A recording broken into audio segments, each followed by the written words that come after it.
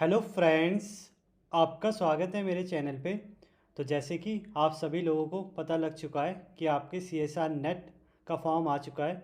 तो आज की मेरी ये वीडियो इसी रिगार्डिंग है, जिसमें मैं आपको ये फॉर्म भर के दिखाऊंगा ताकि आपके जो भी डाउट होंगे वो यहाँ पे सॉल्व हो सकें और जो भी गलतियाँ हैं आप फॉर्म भरते समय करते हैं उनसे आप बच सकें।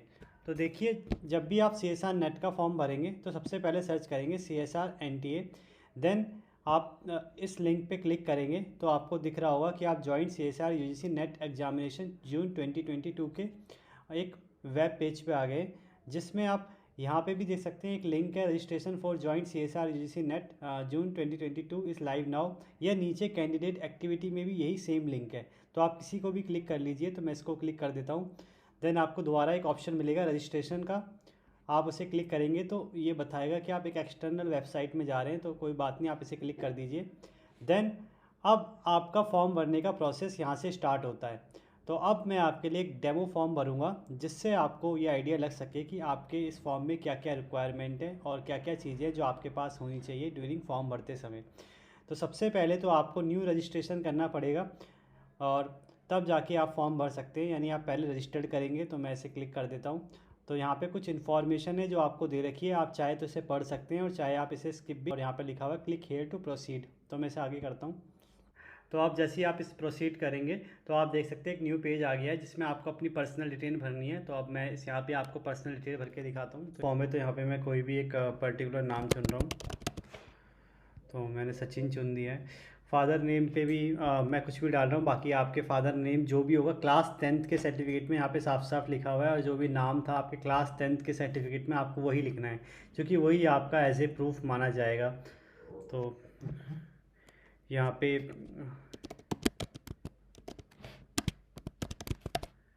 फादर नेम भर दिया है। मदर नेम भी सेम आपका लिखा हुआ है, mother name exactly must exactly as a same as registered in class 10th। तो आप याद रखिए आपको क्लास 10th के उससे ही भरना है।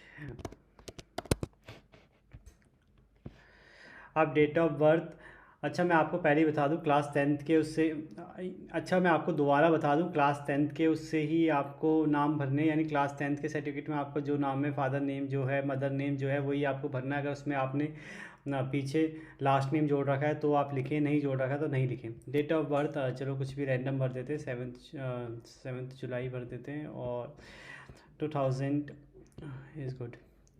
देन आप आगे भर सकते हैं इस फॉर्म को। Pan card, voter ID card, whatever जो भी आपके पास है आप उसे भर सकते हैं। तो यहाँ पे मैं वोटर आईडी कार्ड को ले रहा हूँ। तो वोटर आईडी कार्ड में 8 नंबर लिख दीजिए। अब जो भी आपका एड्रेस है, जहाँ भी आप प्रेजेंट में रह रहे हैं, आप उस एड्रेस को भर सकते हैं, तो उसे आप भर लीजिए।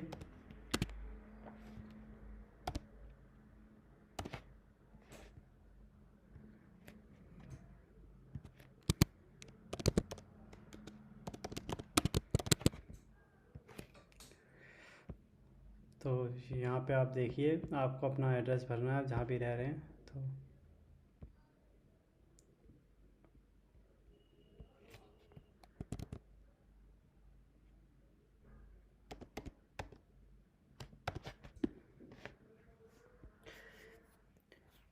ईमेल एड्रेस आप वही भरेंगे, जो ईमेल एड्रेस अब आप वही भरेंगे जिस जो मेल आईडी आपसे ही बिलोंग करती है, या जिसमें आप सारे अपने नोटिफिकेशन देखना चाहते हैं एग्ज़ाम के रिगार्डिंग।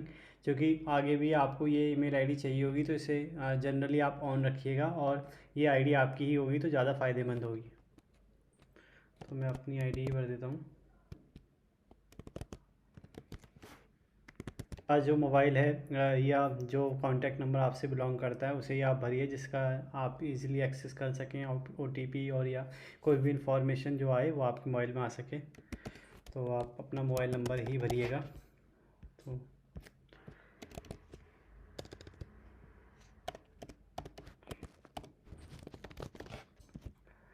अल्टरनेट कॉन्टैक्ट नंबर आपकी मर्ज़ी है, आप दे भी सकते हैं, नहीं भी। एड्रेस भी आपकी मर्ज़ी है, आप दूसरा दे सकते हैं या नहीं। मैंने सेम एज़ प्रेजेंट एड्रेस लिख दिया, यही परमानेंट एड्रेस हो गया। पासवर्ड देखिए आपको क्या क्या करना है। पासवर्ड आपका 8 to 13 कैरेक्टर का होना चाहिए। एक अपर लेटर जरूर आना चाहिए, एक लोअर लेटर जरूर आना चाहिए, एक न्यूमेरिकल वैल्यू जरूर आना चाहिए और एक स्पेशल कैरेक्टर जरूर आना चाहिए। तो अब मैं भी इसको भर रहा हूँ। तो वैसे ही कुछ पासवर्ड सेट करने की कोशिश करते हैं। तो यहाँ पे मैंने पासवर्ड सेट कर दिया है आई थिंक। अब ये सिक्योरिटी कोड भी आप कोई सा भी चुन सकते हैं। क्वेश्चन सिक्योरिटी क्वेश्चन, अब ये सिक्योरिटी क्वेश्चन भी आप कोई सा भी चुन सकते हैं। तो what is the name of first school, तो इसमें मैं GPS स्कूल,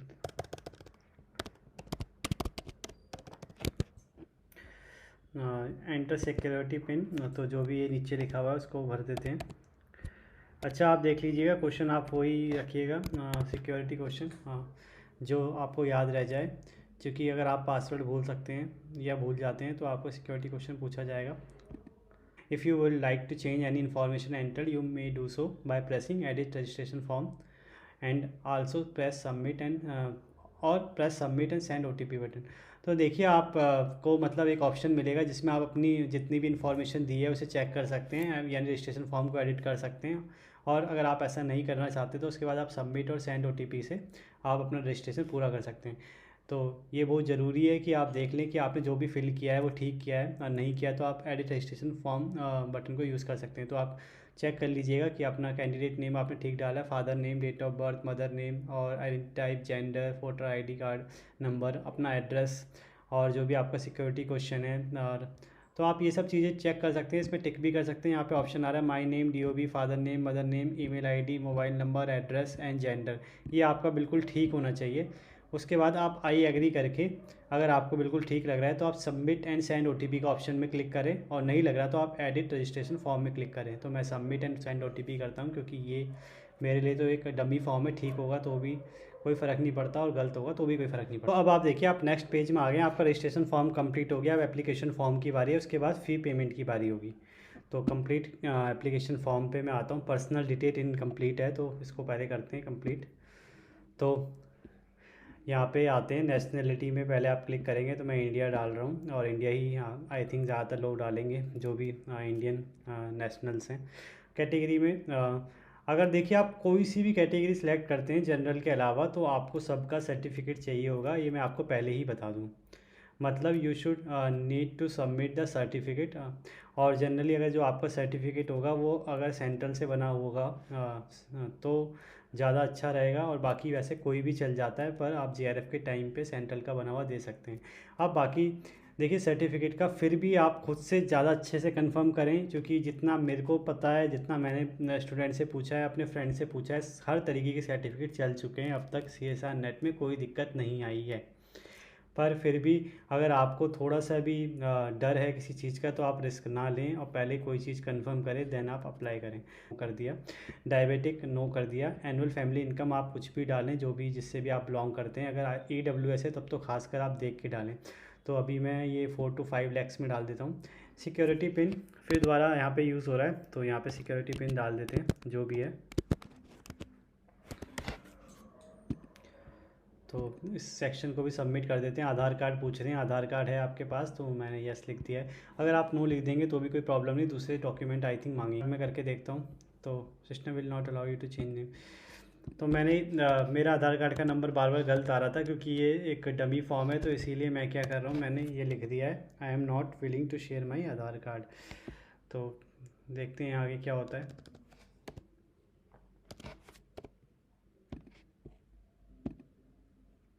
हो गया। अप्लाई फॉर पे आप ऑप्शन आ गया, फोर्थ आप ये देखेंगे 3 चीज़ें भर गई हैं, 4th पेज पे हम आ गए।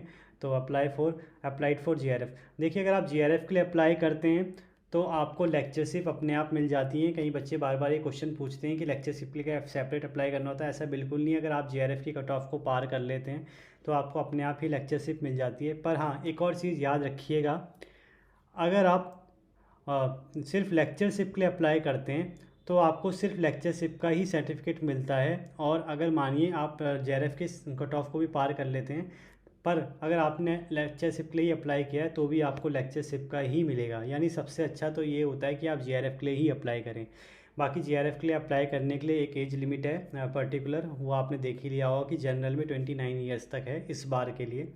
और अगर आप मेल कैटेगरी से बिलोंग करते हैं तो बाकी फीमेल में 5 ईयर्स का रिलैक्सेशन है, SC ST कैटेगरी में 5 ईयर्स का रिलैक्सेशन है और 3 ईयर्स का रिलैक्सेशन OBC में है। NCL अगर आप OBC NCL से बिलोंग करते हैं। Opted subject for net chemical science को हम ले रहे हैं। स्पेशलाइजेशन अगर आपकी कुछ है तो भी ठीक, नहीं है तो भी ठीक, और आप किसी में करना चाहते हैं तो भी ठीक, नहीं करना चाहते तो भी ठीक, आप कुछ भी डाल सकते हैं। I am always choosing physical chemistry.